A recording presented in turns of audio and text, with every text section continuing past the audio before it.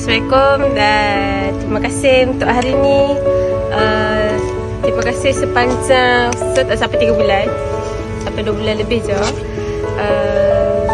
Banyak kenangan, banyak aktiviti yang kita buat, banyak kita punya sharing ilmu, gosip-gosip sikit banyak kan.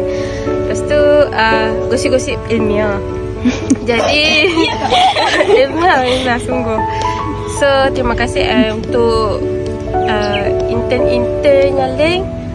Good luck for the future. Nanti lepas habis Ikisha ni, kelak dengan attitude yang baik, kerja baik-baik untuk masa depan. Okay, good luck semua. Bapa aku pulang dari kota, terjumpa Arifah di Kelah Lama. Dia bawa kereta laju tengok dunia hara. Kami pegang hati baca dan doa sama-sama. Macam ni?